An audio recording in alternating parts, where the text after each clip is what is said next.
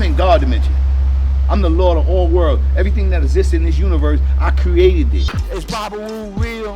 I always been real. You have to know how to project yourself into the future, because the day is now and this is your past. But the future only relies on you through your own reproduction. You know what I'm saying? And people don't understand that. But you basically raised them up. Yeah, because they that's my family. Right. And so they you know how in the family, God, that's what attracted them to it, because of me. All we got is each other. Come on, man. All we have is each other. I might argue with you, God. I might argue with you, but word is bond. I love every one of y'all. Every one of y'all. I can't get over that. I'm just freedom. Before the 9 swordsmen of the Wu-Tang Clan changed hip-hop forever, there was Popa Wu. Pop Wu, that's my father right there. To the world, he seemed like just an affiliate, but inside the circle, he was the source. The man who held RZA in his arms as a newborn, raised Old Dirty Bastard like a son, and introduced the philosophy that became Wu-Tang's spiritual code. I'm divine universal master. I mastered my universe. You have to understand your powers these days. You understand? Or you're gonna lose out, because I don't know what y'all waiting for, but the war is here now between God and devil. That's all I got to say. You gotta remember that. The war is here between God and devil. He wasn't on the mic spitting verses, but his wisdom, his lessons, and his bloodline ran through everything they created.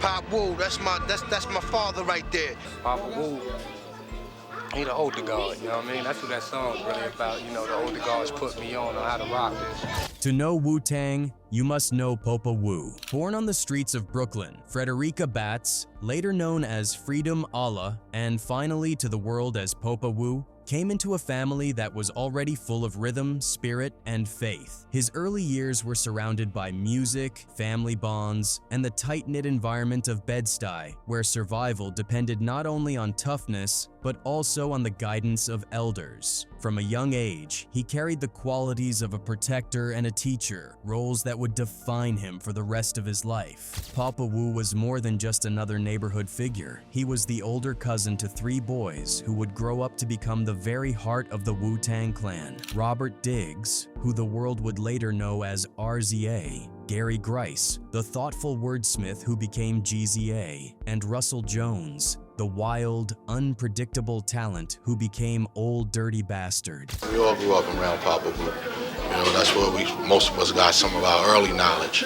The God, Freedom Allah, you know, he's like an older brother to us. That's the OG, you know, that's the Godfather right there. Their connection was not distant or symbolic. It was real, close, and constant. In fact, Popa Wu often reminded people that when RZA was born, he was the very first to hold him in his arms, declaring even then that the child would one day be a great man. This bond went deeper with Old Dirty Bastard. Popa Wu practically raised him, stepping in as a father figure and guide during his early life. He always bring positive energy to the table.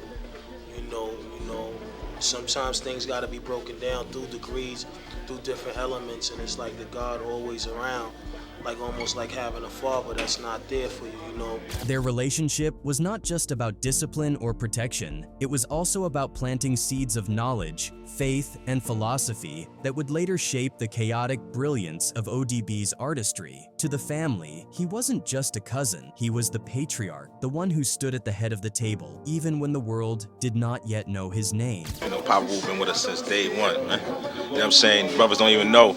This kid done talked us out of prison like about 30, 40 times. I mean, stopped police, got us out of the back of the car. The family's life was steeped in sound, though not yet the sound of breakbeats and rhymes. They were, as Popa Wu himself described them, church kids. Sundays were spent in pews, and weekends often turned into impromptu concerts inside their grandmother's home. It was a crowded house, where beds lined the living room walls, but music filled every corner. At the center of the room sat a piano, and the family would gather around it, singing and harmonizing as if rehearsing for a stage that had not yet been built. Their Uncle Peter had already paved the way, breaking barriers in the 60s as the first black performer to appear on The Ed Sullivan Show. He also owned a record shop, something rare and daring in that era. In this way, music was not only an escape for the family, it was a tradition, a heritage, something coded into their very DNA. As the years passed, The gospel hymns and church songs gave way to a new kind of scripture. Popa Wu became the bridge to a philosophy that would shape not just his younger cousins, but eventually the entire Wu-Tang movement. He introduced them to the teachings of the 5% Nation, also known as the Nation of Gods and Earths. These lessons, rooted in the idea that the black man is God and that self-knowledge is the key to freedom, were more than just words to him. They were a way of life. Popa Wu taught the principles directly to GZA, who in turn passed them on to RZA, who then shared them with Old Dirty Bastard. What began as conversations in their family circle soon became the foundation of an ideology that would run through every Wu-Tang record, every lyric, and every philosophy they put into the world. Popa Wu once explained the impact of his first lesson, the realization that the black man was God, a truth no one could take away. He reminded his family constantly that they were champions without opponents. These weren't just slogans. They were guiding lights for young men who would soon find themselves building an empire out of music. This philosophy connected with the cousins' creativity and transformed them from the all-together brothers, as they once called themselves, into something greater. The lessons gave them purpose, language, and spiritual direction, while the music gave them a stage to express it. Without Popa Wu's knowledge, the Wu-Tang Clan might have still existed as a rap group, but it would never have carried the deeper cultural weight that made it a global movement. He was not the one on the microphone, but his fingerprints were on every lyric that spoke about divinity, self-knowledge, and survival. The legacy did not stop with his cousins. Popa Wu also passed on the torch to his own sons, Chronicles and Free Murda, who carried forward the family's role in the Wu-Tang universe. Together, they formed CCF Division, a Wu-affiliated group that continued to spread the same combination of music and philosophy. The family tree that had once gathered around a piano in a crowded Brooklyn living room had now grown into a forest, its branches stretching across generations and continents. At the root of it all was Popa Wu, not just an affiliate, not just a voice in the background, but the source, the patriarch who gave his family their first lessons, their first direction, and the spiritual fire that would carry them from the streets of Brooklyn to stages across the world, and always provided them with inspirations. I asked the God, like, yo, I need you to, be my inspiration on this track, like, you know what I mean? Like, just get up and build, because I like to hear the God talk. When he talk, we all listen, we all like this, like, you know what I mean? As Wu-Tang rose in the 90s, Popa Wu became the clan's spiritual voice. To millions of fans, his words were like flashes of light breaking through the smoke of battle-spoken jewels about life, identity, and power. The wisdom Popa Wu carried came from the nation of gods and earths, and it was never something he treated lightly. Small. His wisdom is so sharp. That's how sharp he was. You know what I'm saying? He still is. This wasn't a passing idea. It was his way of life. He lived it every single day, using every moment as a chance to teach. The 5% Nation divides the world into three groups. The 85% trapped in ignorance of who they truly are. The 10% who know the truth but exploit it for power. And the 5%, the poor righteous teachers, whose duty is to enlighten the rest. Popa Wu stood firmly in that last group. To him, being a messenger wasn't optional. It was his eternal responsibility. Popa Wu later explained, "We wasn't no hate group. That's the first thing you learn. You can't hate. We don't have no hate in our heart at all. Just love and peace. That's all about it." He did not want to be seen as a preacher of hate or a leader of a gang. We is not a gang. I don't know why people keep saying there's a gang. If you want to see a real gang, go look at the New York City Police Department. They are a gang. To him, this was not a religion that separated people, but a way of life that connected truth to daily existence. In one interview, he explained his understanding clearly. A devil was not about race or color. It was about action. Anyone, regardless of background, could be righteous if they lived in truth and avoided lies, theft, or deceit. This was the message he pushed against the labels that outsiders tried to place on the movement. He wanted the world to understand that this was about enlightenment, not division. Popa Wu brought this energy into every space he entered. His apartment, for example, was said to feel like a sacred place. Walls were covered with the symbols of the nation, photographs of important figures, and reminders of the principles he held close. Stepping into his home was stepping into his mind. It was like walking into a classroom where every detail taught you something if you paid attention. Buddha Monk would later this. Ain't nothing like Popa Wu out there. Straight like that, I'm telling you like it is. But his most powerful classroom was the studio. When he spoke on records, it was never just filler. His voice carried authority, wisdom, and rhythm. On Raekwon's only built 4 Cuban links, he left a lasting impression on the final track, North Star, Jewels. There, his words were both poetic and spiritual, making listeners stop and reflect. He told them about self-awareness, about being the original man, about living with dignity. His voice gave the album a closing that felt eternal, a reminder that Wu-Tang's art was tied to something much deeper than the streets. His influence didn't stop there. Ghostface Killah Iron Man featured Popa Wu again, dropping heavy knowledge on songs like Black Jesus. To the casual listener, it sounded like an introduction. To those who knew, it was a lesson disguised in music. And then came one of his most iconic appearances on Wu-Tang Forever. On the opening track, Wu Revolution, Popa Wu's presence set the tone for an album that reached fans around the world. For 7 minutes, he poured out principles, speaking directly to millions who might never have otherwise heard the 5% teachings. His role was not simply to hype the group, it was to make sure their foundations stayed rooted in truth. Outside of Wu-Tang projects, Popa Wu built his own platforms. In 2000, he released Visions of the 10th Chamber, a project that felt like both a sermon and a family gathering. It was filled with extended Wu affiliates, his own children, and, of course, his voice guiding everything. It was less about commercial success and more about preserving the message, keeping the flame alive. He followed it up with another installment years later, proving that his mission had no timeline. What made Popa Wu different was not just his knowledge, but his approach. He had the presence of a giant, but he never used it to intimidate. Instead, he was approachable, willing to walk with the youth, talk to them, and share his time. He believed that every interaction was a chance to teach, whether it was in a studio, on a street corner,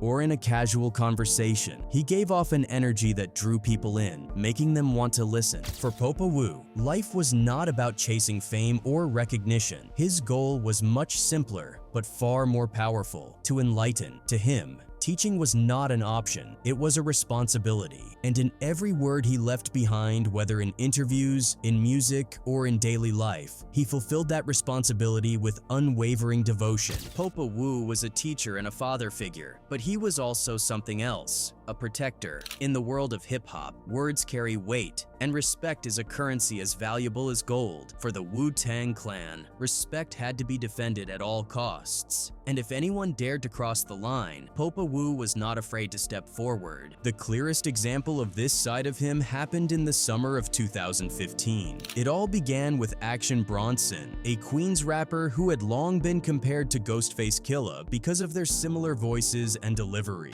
At first, the comparison didn't cause too much trouble, but then Bronson made an appearance on ESPN's Sports Nation. When asked about Ghostface, he dismissed the veteran with a quick remark: "He's not rapping like this no more." They're just like, yo, Ghost got some new stuff. When I found out it was Action Bronson, but I'll tell you the truth, I bought the record right then. That's right. Yep. He's not rapping like this no more. Oh, whoa. Was that a shot at the Ghost? No. Oh. Just being honest. I like that record, man. Let's just be real. That one sentence hit a nerve. To fans and to Wu-Tang alike, it sounded like disrespect toward one of the clan's most beloved generals. Ghostface responded in the way only he could through a fiery 7-minute video message. In it, he warned Bronson in no uncertain terms, threatening to gut him like a pig. Who gives you the right to even mention my name out your mouth? Boy, you done made a mistake, boy. You can never with my pen, my sword, my blade, whatever you want to call it. I'm too nasty for you. The video spread quickly, and within days, Bronson offered an apology on Twitter. But in the eyes of the Clan, the wound had already been opened. A few weeks later, New York's hip-hop community came together for a somber moment. The wake of rapper Sean Price in Brooklyn. It was meant to be a night of mourning and respect. But outside the service, something unexpected took place. A video clip and a photograph later surfaced online, showing Popa Wu standing face-to-face with Action Bronson in the parking lot. The tension was clear in their body language. This wasn't just small talk, it was a lesson being delivered. The boomers is here. You know I love you. You know the boomers is here, my yes. To make sure the message was understood, Popa Wu posted the photo to his own Instagram. His caption was short, raw, and straight from the heart. "This what we do, I'm for real Popa Wu, you f with my mind, you get Chesty's Wu forever." The internet lit up instantly. Fans debated what had happened. Some praised Popa Wu, saying this was the way an elder should handle disrespect face-to-face, with no middleman. Others, including Charlemagne the God, criticized the timing, calling it tacky to confront Bronson at a wake. Yeah, rest in peace, Sean Price. I didn't find that G. I didn't find that gangster. I thought it was kind of tacky, actually. Ghostface Killah himself stepped in to calm the fire, tweeting, "That thing that happened yesterday wasn't my work. I never sent the wolves on him." As the noise grew louder, Popa Wu clarified his side of the story in an interview. He explained that the media had blown things out of proportion. To him, it wasn't about threats, it was about guidance. "I was talking to him like a father talks to his son," he said. "You gotta be careful with what you say. He's a kid. He's pursuing a career that he wants to be a rapper. I'm proud of him. That wasn't an issue." Basically, that's all it was, just two people talking. I look at it, man, like, you know, I'm 59 years old, like a father to a son. I ain't out there trying to do that, and if anybody tell you that ain't me, you know what I'm saying? Anyway, if you know me, I'm a righteous person. Know, you know, before you make all these remarks, know who you're dealing with. This explanation revealed something essential about who Popa Wu was. On the surface, the parking lot moment looked like a confrontation, but in his eyes, it was a teaching moment, a reminder about responsibility and respect. He wasn't trying to destroy Bronson, he was trying to correct him, the same way he would correct his own sons or his younger cousins. That was the balance Popa Wu carried within himself. He was peace, but he was also fire. He believed in building, teaching, and lifting up, but he also believed in defending what he and his family had created. If you threatened Wu-Tang, you were going to hear from him. Sometimes that meant warm words of advice. Sometimes that meant stern warnings about chesties. Either way, the message was clear. He would always stand guard over the clan's legacy. The 2015 incident showed the world the protector side of Popa Wu. He wasn't a gangster, and he wasn't looking for fights, but he came from a place where respect mattered, and he lived by that code until the end. For the Wu-Tang Clan, having someone like him in their corner meant they could move as artists, as visionaries, and as brothers, always knowing their patriarch was watching their backs. In his final years, Popa Wu showed no signs of slowing down. Far from retreating into quiet old age, he carried himself with the same fire and purpose that had defined him for decades. A year before his passing, a tribute video captured him brimming with energy, speaking with pride about his next moves. He was working on a mixtape and planning a tour, still hungry to spread the message. To mark the new chapter, he had 2 custom leather jackets made, one black and one white, stitched with the words that summed up his philosophy: born, universal truth. Even in his 60s, he embodied a rare combination, an elder with the vitality of a young man, determined to keep building. That energy carried into December of 2019. On the evening of the 15th, he attended the 5%ers Universal Parliament, a gathering that always held deep meaning for him. Dressed in his white custom jacket, he stood before the assembly and spoke with passion, defending the pioneers of the movement. But I'm gonna say, guys, if we don't unite and come together, this is 2000, man. God, all we got is each other. Come on, man. All we have is each other. To those who saw him that day, he looked strong, as if he still had years of work ahead. But within hours, everything changed. On December 16th, the news broke. Popa Wu had passed away suddenly at his home in Brooklyn. He was only 63. I'm 63 years old. I'll be 64 years old. And I've been here, and I've seen things happen. I've seen things in this nation. I've seen brothers get hurt. I've seen brothers get killed, all that. So what are we coming to now? No cause of death was ever made public, leaving fans and family alike stunned. The reaction was immediate, sweeping across the hip-hop world like a shockwave. Method Man shared a picture of the two of them, writing only, "No words." RZA posted a video of his cousin dropping knowledge, while Ghostface Killah poured out his grief. "Rest in paradise, my brother, forever. Tell Dirt we love and miss him." Across social media, tributes multiplied. DJ Premier, Pete Rock, and countless others who weren't even part of the Wu family spoke with reverence about the man they knew as both Freedom Allah and Popa Wu. It was clear that his reach went far beyond the clan. His voice, his wisdom, and his presence had touched the entire culture. Just 4 days later, on December 20th, hundreds gathered in Brooklyn to honor his life. The memorial was held at Restoration Plaza in Bed-Stuy, a place deeply woven into his history. In the 1980s, he had honed his musical craft there and worked alongside activists like Sonny Abubadika Carson, building connections that fused community work with culture. Now it became the setting for his final farewell. The service carried the spirit of celebration rather than mourning. There was no viewing. His body had been cremated, but his presence was everywhere. Wu-Tang brothers like RZA and Capadonna stood with his children and grandchildren, surrounded by family and community. His daughter, overcome with emotion, thanked those who came to honor her father, while his granddaughter delivered a powerful message. "Don't let death be the reason it takes everyone to come out. We gotta come together, cause tomorrow's not promised." Her words reflected the very values he had lived by: unity, family, and the urgency of love in the present moment. Those who spoke described a man who had been more than a teacher. He was remembered as the life of the party, a magnetic force who could light up any room, but also as the steady anchor who held people together when times grew dark. To some, he was the neighborhood elder. To others, he was a mentor. But to Wu-Tang, he would always be the patriarch, the one who had stood at the beginning and never let go. Popa Wu never sought fame, nor did he care for the spotlight. He left that to his younger cousins, who became world-renowned. But behind their rise stood his voice,